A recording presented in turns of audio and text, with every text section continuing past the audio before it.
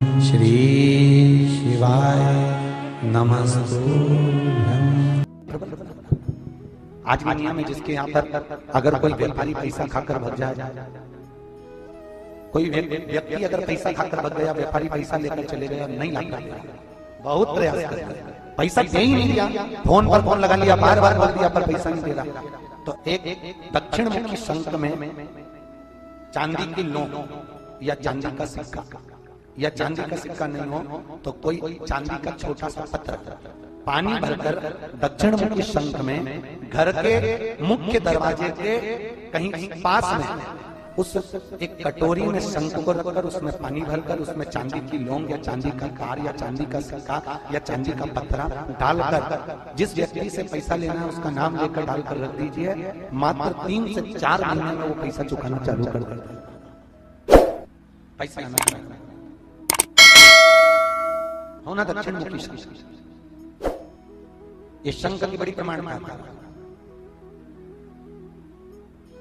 जिन माताओं के नैनों के नीचे, आंखों के नीचे कालापन हो जाता है, शरीर पर काले काले चिट्ठे हो जाते हैं, पूरा चेहरे पर कहीं कहीं कालापन आ जाता है, उसके लिए सबसे अच्छा उपाय है शंख के जल में तुलसी डालकर और पंचरत्न डालकर रख दीजिए। पंचरत्न अपने बजा पंचरत्न डालकर रख दीजिए और उस पंचरत्न का पानी सुबह सुबह स्नान में बाल्टी में डाल लो और उससे स्नान करना चालू कर दो। 5 से 7 दिन लगते हैं, पूरा चेहरे का कालापन समाप्त हो जाता है। जो यहाँ पर कालापन या चेहरे पे चिट्ठे थे तो पूरे समाप्त। दूसरा,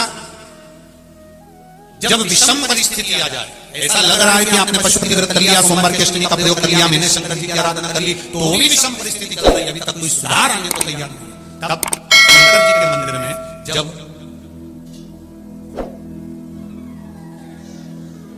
बेलपत्र चढ़ाने के लिए आप जाएं, तब प्रयास करिएगा कि बेलपत्र को, अशोक सुंदरी का स्थान सबको मालूम है ना, बोले जम के बोले जरा, मालूम है सबको, अशोक सुंदरी वाली जगह पर बेलपत्री को डंडी वाली जो जगह है जहां से पानी बहकर जाता है उधर रखना, उसी बेलपत्री को वापस उठाना।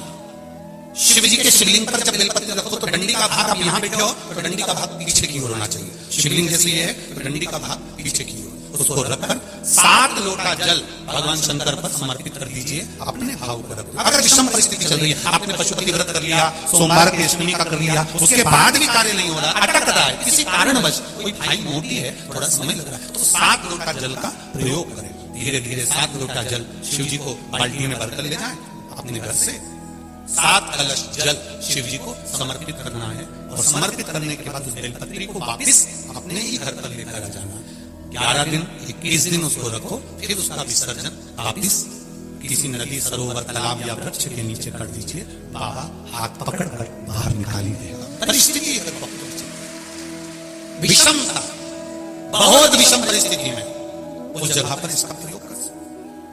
शंकर भगवान को रिझाना, बेलपत्र का प्रयोग भगवान शिव को रिझाने का जो आनंद है, शिव को जो मनाने का आनंद है, वो एक स्वरूप ही है। महाराज एक नियम बनाओ शिव मंदिर में जाने का, और सुनो, यदि ज्यादा किसी के शरीर में कोई पत्थरी पड़ गई हो, डॉक्टर कह रहा है कि दर्द है, ऑपरेशन करना ही पड़ेगा, दुर्वा शिव जी के ऊपर चढ़ाकर, ताजी वाली दुर्वा शिव जी को चढ़ाकर जल चढ़ा, बाल चंद्रेश महादेव का नाम लेकर, अगर बाल चंद्रेश नहीं बोल सकते हो तो चंद्रमौली भगवान का नाम लेकर। कौन से भगवान? चंद्रमौली महेश। जल चढ़ाओ, जल को थोड़ा सा कटोरी में झेल कर लाओ, दुर्वा वापिस उठा लीजिए, शिव जी से कहकर कि इसको औषधि कर दीजिए। बच्चा बच्ची के उदर में थोड़ा पत्थरी पड़ गया है, पत्थर पड़ गया, किडनी लीवर के पास हो गया है, डॉक्टर ऑपरेशन का बोल रहा है, पर तुमने अगर अमृत कर दिया तो ये अमृत हो जाएगा। अमृत के प्रसाद के रूप में उसको मांग कर लेकर आओ, औषधि के रूप में मांग कर लाओ। वो दुर्वा, एक दुर्वा रोज खाली पेट सुबह प्रतिदिन खिलाना प्रारंभ करो। 15 से 20 दिन लगेंगे।